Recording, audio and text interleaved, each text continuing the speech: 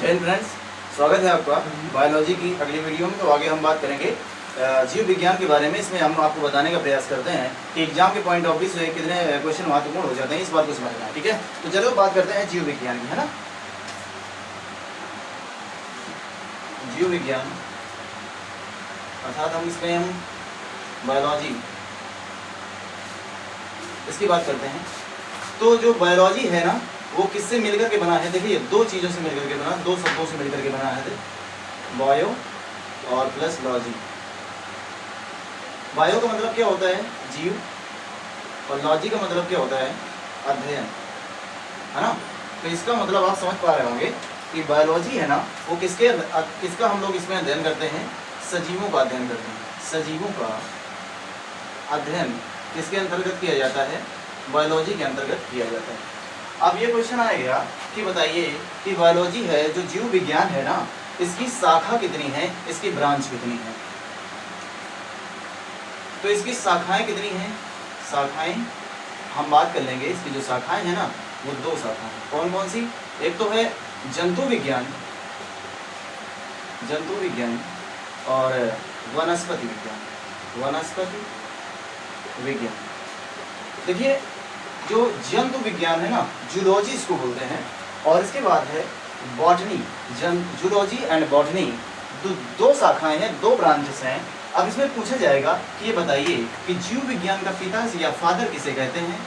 जीव विज्ञान का पिता किसे कहते हैं? फादर या जनक किसे कहते हैं? आप बता देंगे कि अरस्तु को कहते हैं, अरस्तु को कहते हैं। ठीक है। इसके बाद जंतु विज्ञान का पिता या बायोलॉजी या जीव विज्ञान का पिता दोनों ही एक है। जीव या जंतु की बात करेंगे तो आप बता देंगे कि दोनों का पिता क्या है, या फादर या जनक क्या है? अरस्तु को ही कहा जाता है। ठीक है।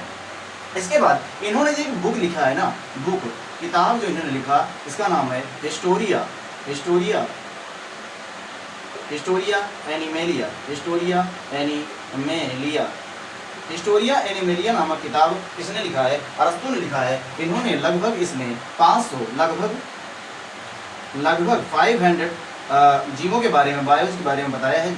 500 मतलब 500 जीवों के बारे में बताया है, जीवों के बारे में बताया है ना। अरस्तु ने एक बुक लिखी जिसका नाम था हिस्टोरिया एनिमेलिया। इसमें लगभग कितने जीवों के बारे में बताया है? 500 जीवों के बारे में बताया। इसके बाद जो वनस्पति विज्ञानी शास्त्री है, इसका नाम क्या? थियोफ्रेस्टस। इसका जो जनक या फादर कहा जाता है, फादर या पिता किसे कहा जाता है? आप बता देंगे। इसका जो पिता है ना, थियोफ्रेस्टस है, थियोफ्रेस्टस को कहा जाता है। इन्होंने जो बुक लिखा ना, इन्होंने जो किताब लिखी, उसका नाम पूछा जाएगा, आप बता दोगे। इसकी किताब का नाम था हिस्टोरिया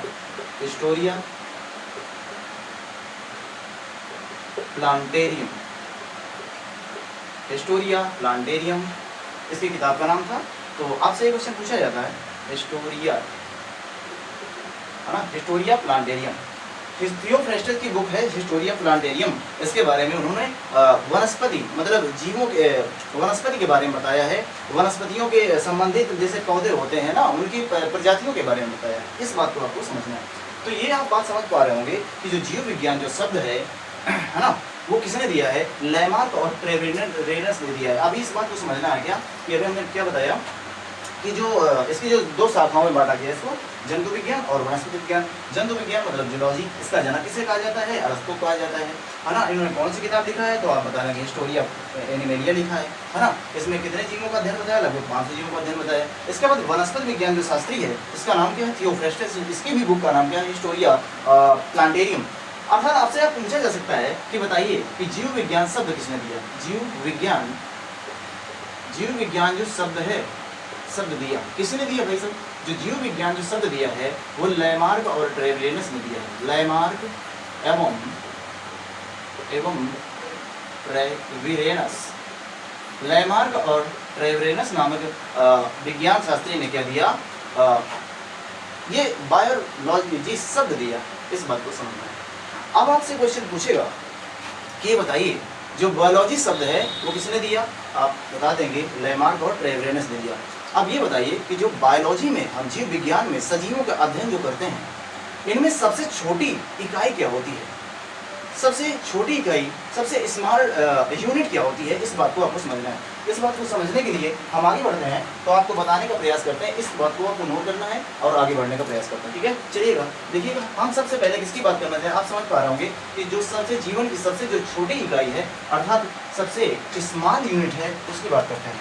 तो इसकी बात करते हैं हम लोग, अब सेल की बात करते हैं। किसकी बात करते हैं भैया, सेल की बात करते हैं, कोशिका की बात करते हैं। इंग्लिश में इसको क्या बोलते हैं, सेल, अर्थात हिंदी में इसको क्या बोलते हैं, कोशिका, अर्थात इसका साइंटिफिक नेम आपसे पूछा जाता है तो इसको बोलते हैं बच्चा साइटो। और इसके अध्ययन को क्या बताते हैं, अध्ययन।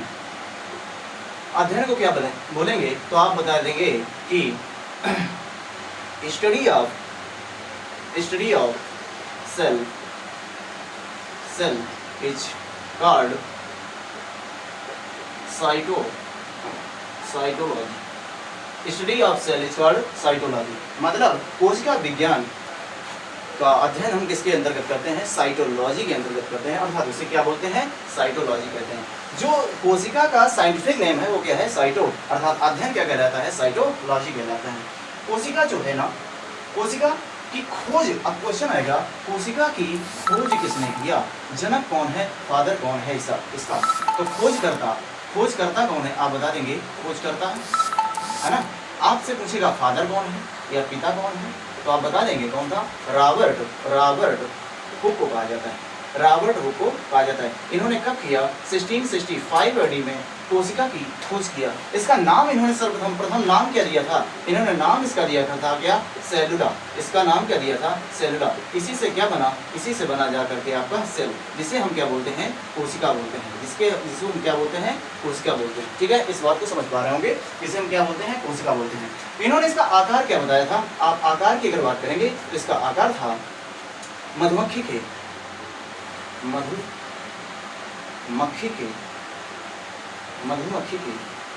छत्ते के समान, मधुमक्खी के छत्ते के समान था। अर्थात इन्होंने किस कोशिका की खोज की थी, तो आप बता देंगे कि मृत कोशिका की खोज की थी। किस कोशिका की खोज की थी, मृत कोशिका की, अर्थात डेड सेल को खोजा था, किसने, रॉबर्ट हुक ने खोजा था। दूसरी बात करते हैं कि आप इस बात को समझ पा रहे होंगे, जो मृत कोशिका की खोज किया है, डेड सेल की खोज किया है, वो किसने किया है। और इसके बाद करते हैं लिविंग सेल की बात करें, है ना, जीवित कोशिका की खोज किसने किया, तो ये तो थी क्या, जीवित कोशिका। जो जीवित कोशिका की खोज करने वाले व्यक्ति हैं उनका क्या नाम है, एंटोनी वान ल्यूवेनहॉफ। एंटोनी वान ल्यूवेनहॉफ ने कब किया, 1674 AD में, 74 AD में इसको खोजा था, लिविंग सेल को खोजा है, जीवित कोशिका की खोज की है। और इन्होंने ये जीवित कोशिका की खोज किस पर किया था, तो आप बता देंगे प्याज के तने पर किया था, प्याज के तने पर किया था, है ना। अब क्वेश्चन आपसे ये भी पूछा जा सकता है, इस बात को नोट करिएगा, आगे बढ़ते हैं हम लोग, है ना। नोट हो गए हो तो आगे बढ़े फिर, चलिएगा। तो हमने बताया dead cell and living cell, इसके बारे में बताया। थोड़ा सा बात कर लेते हैं कि कोशिका सिद्धांत किसने दिया था, क्या दिया था, कोशिका सिद्धांत, सेल थ्योरी, कोशिका सिद्धांत किसने दिया, आप बता देंगे। उसका जो सिद्धांत दिया है वो दो व्यक्ति थे, कौन कौन से, एक का नाम था स्लाइडेन और एक थे स्वान। स्लाइडेन और स्वान नाम के दो वैज्ञानिकों ने क्या दिया, कोशिका सिद्धांत दिया। अब ये कब दिया था, समय बता देंगे, समय कि 1838-39 ईस्वी में AD में क्या किया था, कोशिका सिद्धांत को दिया था। इस बात को आपको समझना है। आज इसमें कई बार क्वेश्चन ये पूछा गया कि बताइए स्लाइडेन जो है ना वो कौन था भैया, वनस्पति शास्त्री थे स्लाइडेन। और इसके बाद कि स्वान जो थे वो जंतु विज्ञान शास्त्री थे। कौन से थे, जंतु विज्ञान शास्त्री थे, है ना। इस बात को आप समझ पा रहे होंगे। देखिएगा सेल जो है ना ये टॉपिक काफ़ी बड़ा है, तो हमने आपको सेल के बारे में थोड़ा सा इन्फॉर्मेशन किया है, बताया है, इंट्रोडक्शन करवाया है। इसके बारे में जो कोशिका के अंग हैं इससे बनने वाले महत्वपूर्ण क्वेश्चन आपके एग्जाम के पॉइंट ऑफ व्यू से सभी एग्जाम्स के लिए महत्वपूर्ण हो जाते हैं। तो इस बात को समझते हुए हमें आगे बढ़ना चाहिए। और देखिएगा अगर नए हैं तो सब्सक्राइब करिए चैनल को, है ना, लाइक करिए, शेयर करिए। और तब तक के लिए देखते रहिएगा और बने रहिएगा साथ में। चलते हैं, तब तक के लिए थैंक यू, धन्यवाद।